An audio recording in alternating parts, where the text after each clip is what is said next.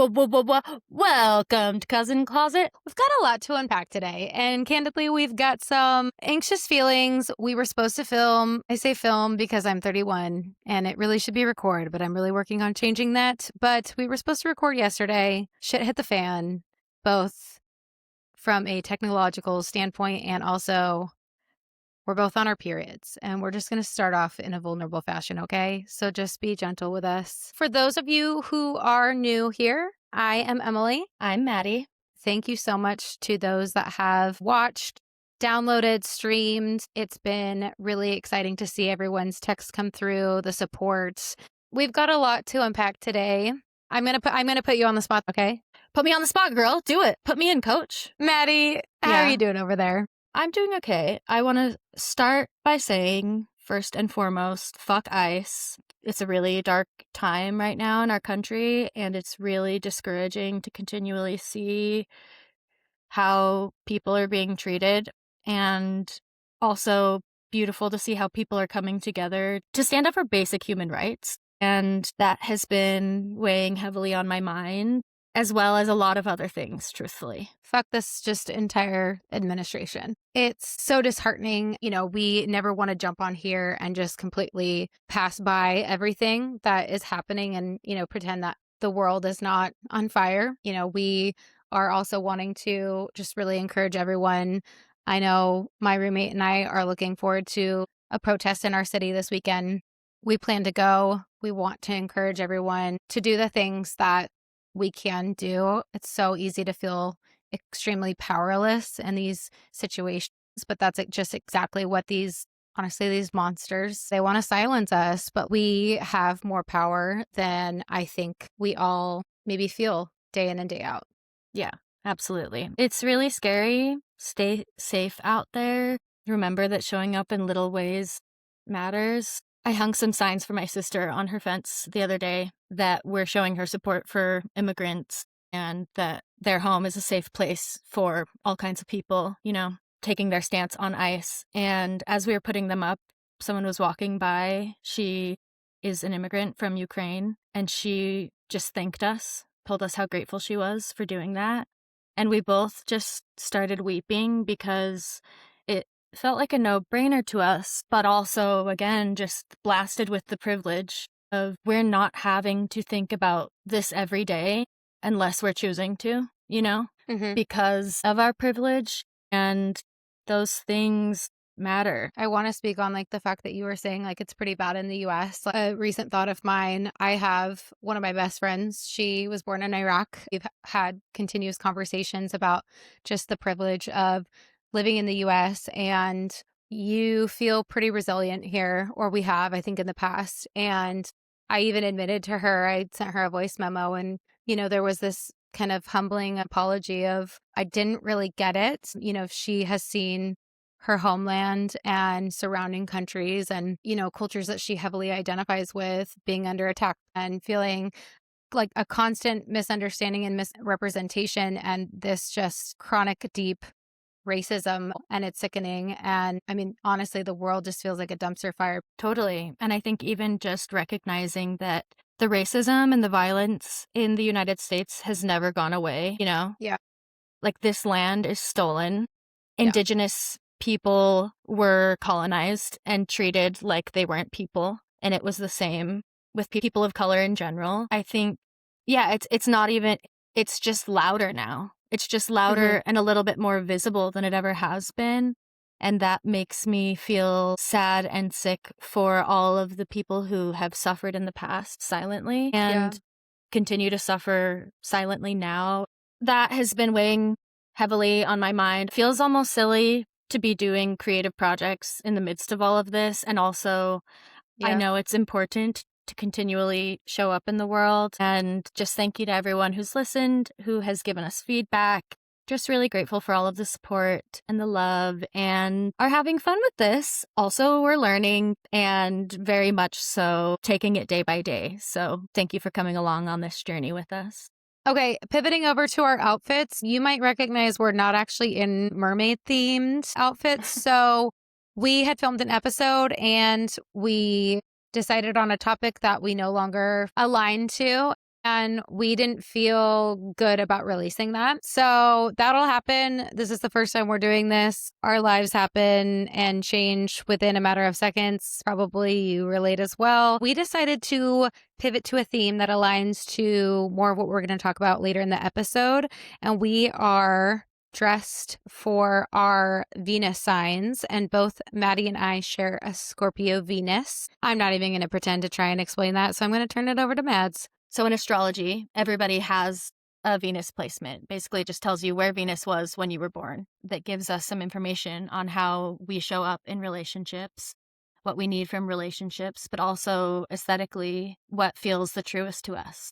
Venus is the planet of love. It's the planet of beauty and aesthetic. And in astrology, if you look at your Venus sign, you can actually find a lot of good information about how to style yourself just based on the aesthetic of the sign that it's in alone. So for Emily and I, we both have Scorpio Venus. Scorpio is ruled by Mars and Pluto, and Mars is the planet of action, aggression. Pluto is the planet of change and disruption. And I think sometimes Scorpio gets a bad rap for being just dark or just moody. But what it comes down to is Scorpio energy is innately dark, and it's innately sensual. It's innately sexual as well. It's edgy. It's witchy. When you were saying we don't look like mermaids, I'm like, but we do look like sirens, which feels very Scorpio. So we pivoted. We pivoted to Scorpio Venus. We pivoted, but we are closer to mermaids than I even knew. And in fact, I'm really struggling to envision what a siren is. A siren is like a hot, dark, sexy mermaid who kills men. I think. Okay, totally. I'll be a siren. Okay. My outfit. First of all, I want to start by saying jewels. I am wearing jewels, rings on every finger except for my pinky fingers because I've yet to find good pinky rings that also fit my pinkies without falling off. I'm starting with these. This big red jewel keeps popping out of here. If you can't see me, just picture Robin Hood when Little John sucks the jewels right off of the king's fingers, and that's what's happening with my rings right now. So what do I haven't seen Robin Hood. That's so upsetting and not surprising. Okay, my outfit. So I decided I wanted to go with a sleek hairdo. I have my little cat eye glasses on and a dark lip. This is my favorite lip color. It is MAC Whirl. It's been my favorite color since college, and it's the only lipstick that I feel consistently myself in. Just gonna say that. Yeah. I decided I wanted to do something layered, something kind of sexy, something lacy, and I ended up doing all of those things. What I did is I took this sheer dress that I own. It's a tube top. And I layered over the top of it a lacy black push-up bra. And then I wanted to add, something a little more gothic. So I love big safety pins. And I decided to hook on here this ornate cross that I actually got from a prayer room at an Airbnb I stayed at. They had pick a cross, any cross. Which one do you want to bear? And I actually do collect crosses, even though I am not a Christian anymore. So we've got boobs out, lace on. I'm wearing a black thong that I brought up over the hips so that you could get a little glimpse. And I'm wearing a floor-length leather skirt. That is one of my prized possessions. I wore it to the Rosalia concert, and it has now been in my closet as one of my go-to staples for something dark and sexy. I layered some stockings that have holes in them and these little black kitten heel sandals. To bring it all together, I have this sheer feather-trimmed duster, floor length. Actually got for a goth party years ago and has consistently stayed in my wardrobe. I didn't even know I was a Scorpio Venus when I threw those goth parties, and now I understand why I've always been drawn to this aesthetic. So that's me. You even spoke in the last episode that you've always have been drawn to like leopard and like fur and leather. I have always loved wearing black. I never wore color. And then people wouldn't stop giving me shit about it. So then I tried to integrate color into my life. And then now I feel like, in addition to everything else that's changing in my life, I feel like I'm about to have a whole revamp of my wardrobe. I'm not even wearing my clothes right now. I am wearing all of my roommate's clothes because I said, Audrey, I need something sluttier. I am wearing a sexy black corset that really does nothing for my boobs, but my ass looks great in these leather pants. Turn around. And Oh, I feel yeah, good you look about it. amazing. I love Yeah. this for you. Thank And you. I feel like I need to go out after this. I feel like you do too. I And won't. you won't. I won't either. But I Yeah. also hope that this inspires you to, Have a because Hoera? Yes. I hope that it influences me to have a Hoera. I'm going to be honest. I think I was feeling, we tried to do the episode yesterday. I was like, the last day of my period, no one can feel sexy wearing period underwear. I mean, you tell me if I'm wrong, if I'm doing something wrong, because might as well slap on a I would like diaper. to feel, yeah. But then I decided to put on a nice little black lacy thong today, and no one can stop me. No Not one. even technology. I definitely feel like the more that I lean into this Scorpio-esque sexy version of myself, I feel more like me. I also am having a thing right now where the desire in me to put together an absolutely gag-worthy outfit is so strong. And then also, when we're sitting in this situation together and I need to talk about my feelings, I find myself feeling overstimulated by my clothes. And it's such an interesting dynamic because talking and fashion, both two of the things that I feel make me the most me. And it's interesting how they are intersecting right now. And I might just slowly be Yeah. taking off some of my accessories, okay? And I'm going to go ahead and say it. Don't judge me. My fit is still good. I'm still a fashionista, Yeah. okay? It's just the tism. Listen, so fair. I don't Glasses think I would off. be accepted as well if I took off this corset. But in my Scorpio Venus right now, I'm like petting Bonzi. And I feel Mhm. like one of those like evil villains that has like an animal on their lap that's like has to have like an evil laugh and then is petting Familiar. their cat or their dog. And it feels right. Give us your best evil cackle. You have to. That wasn't even it. No, go. I'm gonna scare my neighborhood. I think I went to instead of E. I think I needed to do that. So, if you are a listener or have been for the previous two episodes, you know that we love to unpack our lives, and how we do that sometimes is through our laundry list. But instead of taking some time to provide specific laundry list updates, we want to just jump into it. So, Mads, I kind of want to turn it over to you. I know you're nervous. You've got a big Yeah. life update. Do you want to give us an update on what the last few weeks have looked like? Yeah, I do. I want to preface this by recognizing that I don't have perfect words, and there are some things that can't be properly summed up in words. I also want to acknowledge that I'm likely going to be emotional throughout this episode, which I know is okay because this is our podcast and we get to do whatever we want. What I want to talk about today is something that has traditionally felt really hush hush and like something that shouldn't be talked about. I also want to acknowledge, if you're watching, I might not be able to look into the camera for a little while.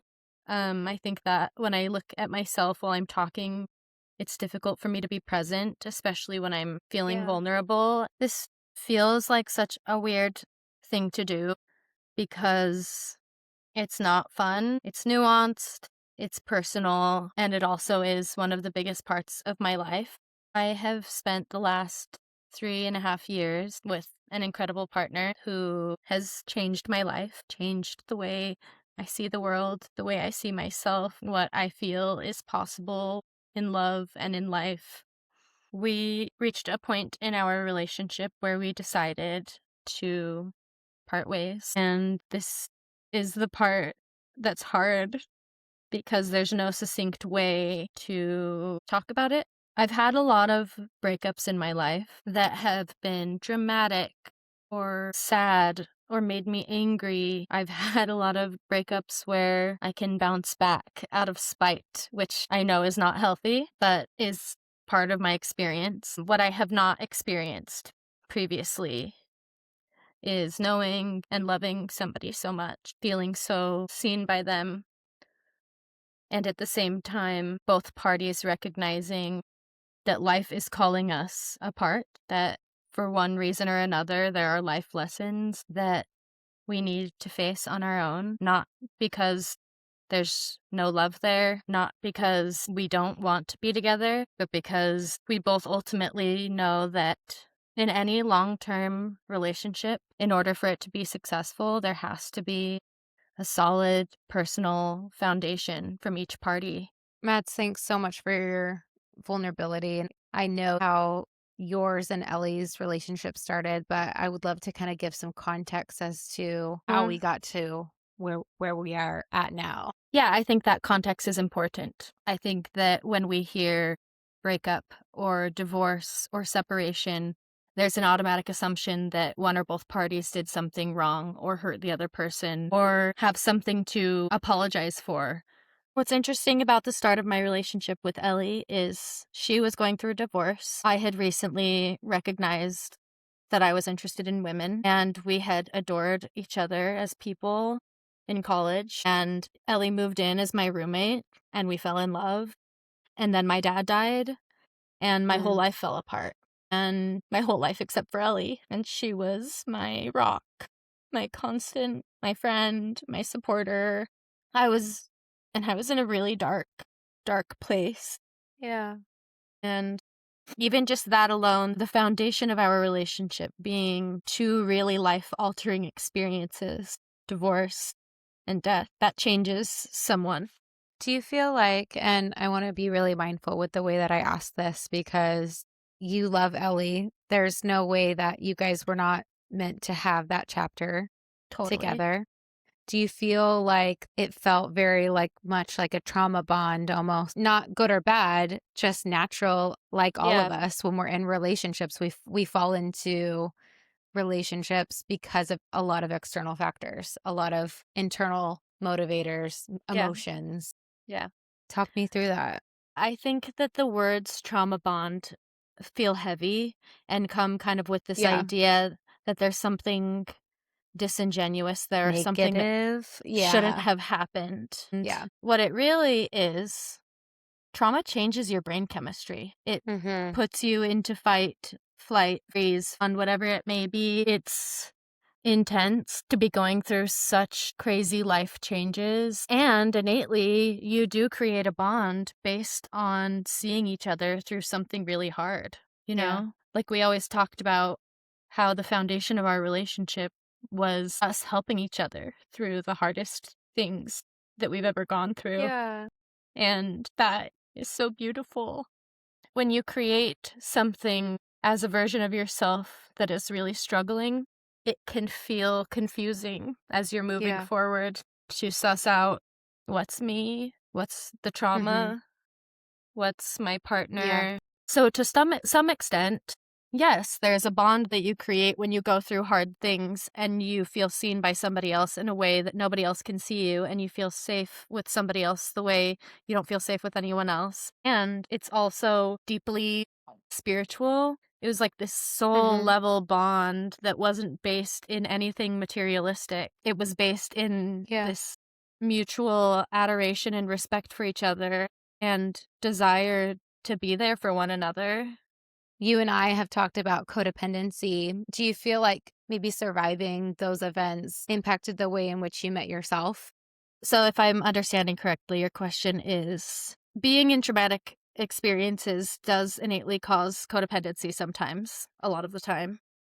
And how did that affect my relationship with myself? Is that what you mean? Yeah. Was that a part of your relationship? Yes and no. And I can usually speak with conviction about the things that I feel, the things that I believe. Yeah. And I feel conflicted right now because I know I'm a verbal processor. I know that I have spent a lot of my life feeling like my experiences are experiences I shouldn't be having. I've spent a lot of my life feeling shame. I've spent a lot of my life feeling afraid of what other people may think of me, or accidentally hurting somebody else's feelings without meaning to, or overstepping boundaries. So I'm simultaneously feeling this pull to share what I'm feeling because I do think it's important to talk about our experiences that are difficult. and nuanced and don't have a straight answer. And I also feel protective over this sacred part of my life and this person who I care so deeply about, and feel worried that I may misspeak or will not be able to put how I'm feeling into words properly. And I fear Mhm. not being able to do this topic justice, if that makes sense. Yeah. To be able to hold both the reality that breaking up with your partner changes your whole life and is a part of my story, and also is this deeply sacred, nuanced decision that we made as a couple out of love and Yeah. respect and out of hope and trust and mutual understanding of where we feel we're supposed to show up in the world or how we're supposed to show up in the world. And I just want to be honest about that I am feeling those conflicted feelings and that I might not be as articulate as I would like to be. And I want to encourage you that this is probably part one of many, right? We've mentioned that this is so fresh. And I think if you're listening, you've been through grief, however that has looked, whether that's through partnership, a loss of a loved one in another way, grief ebbs and flows. And, everything that you feel doesn't always present itself on day one, week one, month one, whatever that might look. You're in the month post breakup, and your reaction to it is going to look immensely different a chapter out from here. So just know that what you articulate today, it can be so different from what you say 6 months from now, Totally. and no one's going to judge you. And if they do, fuck right off. You Yeah, hear me? I hear you. I think that's really helpful for me to remember that I don't have to have all of the answers, but I do feel that there are a few elements of breakups in general that I would like to discuss. I want to start by painting a picture that I think helps me generally understand this decision that Ellie and I made to go separate ways. I like to think of two tree saplings that were perhaps potted in pots that were too small for them, or Mm. soil that was not quite resonant, or not filled with enough moisture or nutrition, whatever it may be. And those two plants being uprooted and replanted next to each other in fertile soil, in a harsh climate, but in fertile soil, and rehabilitating and growing and intertwining their roots and becoming stronger and more full of life. Their leaves are getting greener, their trunks are getting stronger, they're growing parallel to one another, and it's beautiful. It's a miracle. It's magical. It's proof that life exists and that life is worth living. And also recognizing that those two tree saplings are going to keep growing and growing, and they're going to reach a point where they have the choice to keep growing side by side at the risk of enmeshment that becomes harmful, or at the risk of there not being enough resources for both trees, or at the risk of one tree not receiving the same amount of nutrients that the other tree is receiving, not because one of them is trying to take more, but because that's just how life goes. And those two trees making a decision to uproot themselves before they are only one and no longer individuals, and to repot in separate fertile ground and to allow their roots to grow down and strong and to integrate into the earth around them and to find their way back to each other underground. They are, instead of communicating by being absolved in something, they're communicating telepathically and spiritually through their roots and through this network that can't be seen, but they know each other's roots, right? They're familiar with them because they created that foundation together, and they have parts of the other in themselves, and they are stronger because of it, and just knew instinctively that it was time for the trees to be planted in separate places. and for the trees to have the opportunity to experience different weather, to experience different seasons of life, to feel what it's like for your leaves to fall without somebody there to catch them, to feel the cold winter chill on your branches, even though it feels scary and vulnerable, but to trust that in the spring, the flowers will come back, the leaves will come back, the color will come back, Yeah. and life will continue in this cycle. And that's the only way I've been able to put how I feel about this breakup into words. I treasure every moment spent with Alora by my side. I treasure every moment with her family, her with my family. I treasure the home we had together and the routines we created and the parts of each other that we were able to really validate and feel safe exploring. I am so grateful to have had a partner who was my best friend and the person who I trusted and trust more than anyone, who shows me what it's really like to be present in a relationship. And within that presence, to hold all of the love, the fear, the unknown, and the trust at the same time. There's just not always a clear reason why people are meant to go separate ways.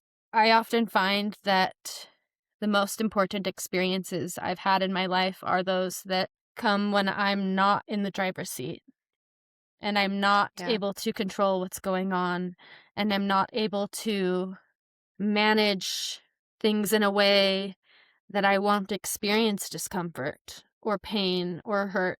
All of your best decisions in your life have essentially not been your own decisions. Yeah. And you have to actually make some of the scariest and hardest and most confusing choices in your life, but they oftentimes lead to the most rewarding self discovery, Yeah. just beautiful endings or beginnings. What it really came down to was two people trusting each other, experiencing the same intangible feeling that can't be put into words, that can't be justified, that can't be practically explained away, and recognizing there is no right or wrong. This is not a moral decision. This is Yeah. just a decision that requires intention and follow through and trust. The only two options here really are listen to what we're feeling and trust that whatever happens will be what's best for both of us individually in the long run, or to deny our own intuition and to push through in a way that's ultimately inauthentic because it's based in Yeah. avoiding discomfort rather than connecting in truth. And we realize if this is what we feel like it is, if the future that we envision is right for us, is true, is going to align with the highest versions of us, not just as a couple, but individually, because ultimately we want each of us to be firm, strong, respected, confident, aligned, and either we will part ways and recognize that those two trees were not meant to grow side by side forever, or the trees will find their way back to each other. If that's the case, when it comes down to it, either way, it was worth it. Because either way, You learn from that situation, and if it doesn't work out in the end, you still learn. They still shaped you, found parts of yourself that were not shown yes, by previous relationships or just yourself. It's that phrase, you can't miss what is meant to be yours. totally. I really truly believe that the universe will continue to put something in front of you until you grab onto it because those are the things that were meant for you. I agree. The last point that I would like to touch on when it comes to breakups is how relationships were modeled to me in my culture and in being raised Mormon, and how that has influenced this decision as well. I think there is a very Mormon mindset that encourages from a young age to find somebody you would like to be with, to marry them, to have kids, and to make it work. That it I know. almost doesn't matter who you marry as long as you both have faith and you both keep working hard. And while that can be a really beautiful commitment, I also have seen relationships that are based in dedication to religion and not giving up at any costs that are miserable. People end up in relationships perhaps that don't feel aligned and they don't Or they're feel sacrificial. exactly. The option is suffer silently or cause a problem. There's an idea that I absorbed growing up that you meet someone, you fall in love, you get married, you have kids, period, you make it work. That's And the rest of your life. I think relationships are so much more nuanced than that. I think that life is to be lived as an individual and to be experienced as an individual. If two individuals are grounded in themselves and choose to do life parallel, that's beautiful. And also, if they choose to do their lives separately from each other, that's beautiful. If they come back together in the end, that's beautiful.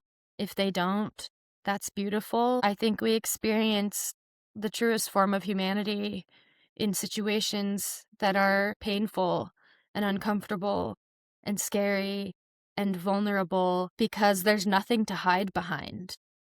For Ellie and I, we want to break the cycle of you are only worth something if you have a partner, and your Yeah. relationship is only worth it or worthy if this is the person that you are going to be with for the rest of your life and have children with, period, no other thoughts. When in the end, romantic relationships are incredibly important and also A fraction of who you are. and what life is.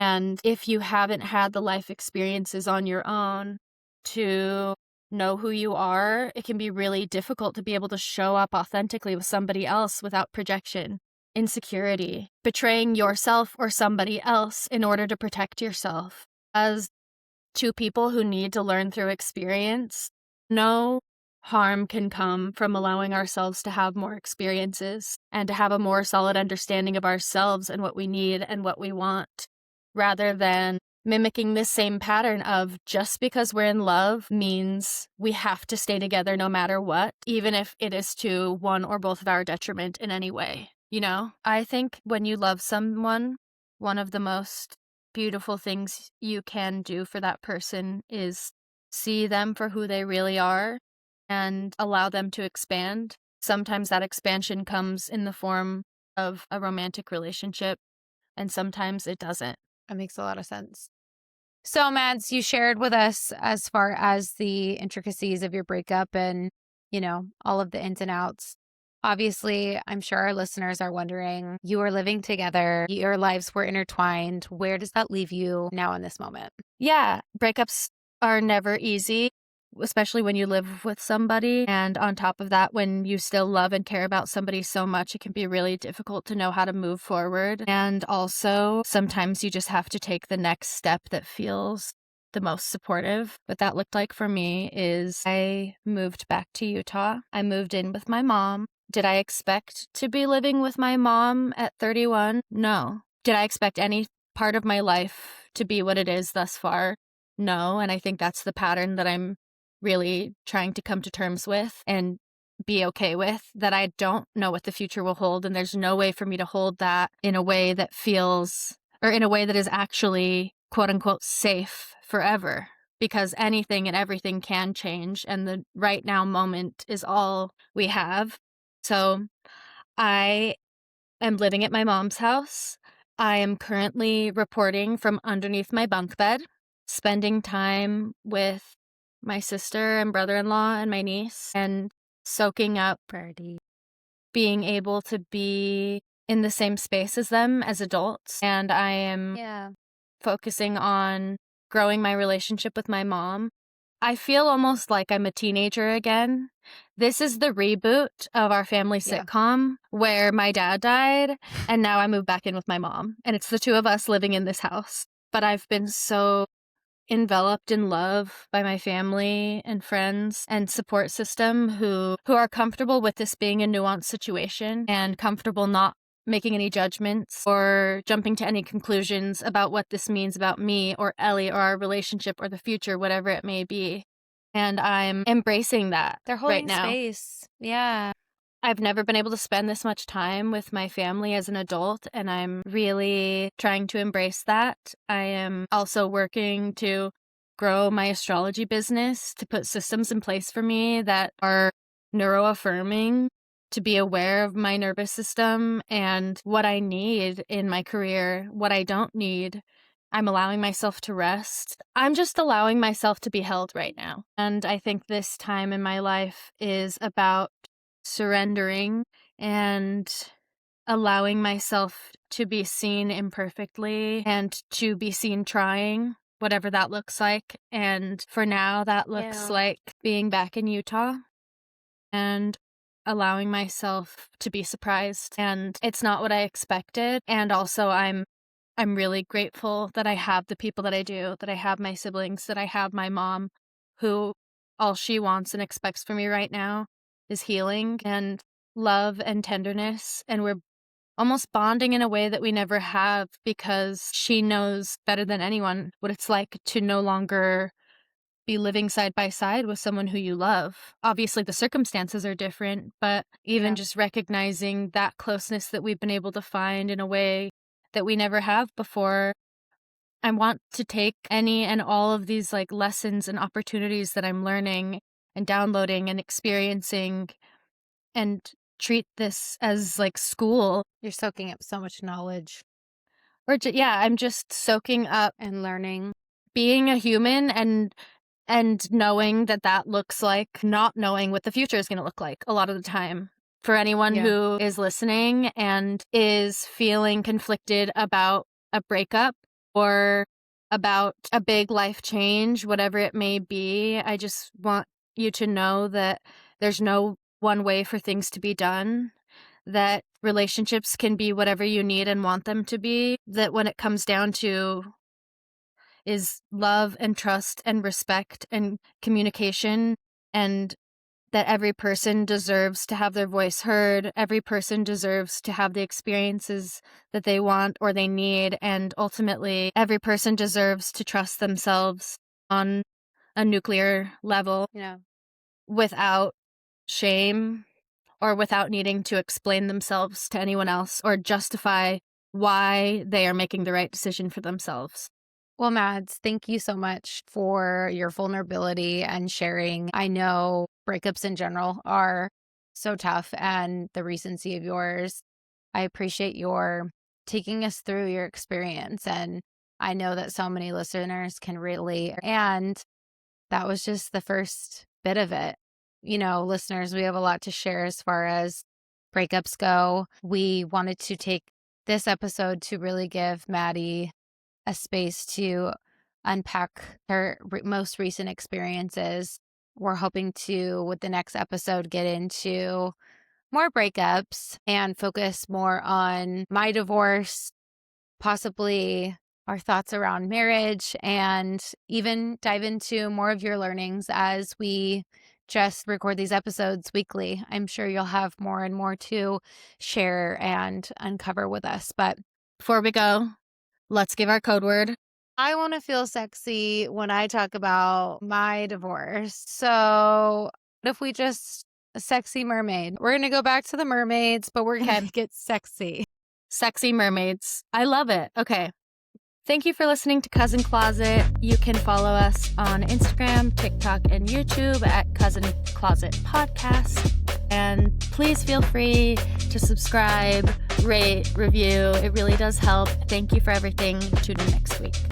We're excited to see you. Thanks, guys. Okay. Love you.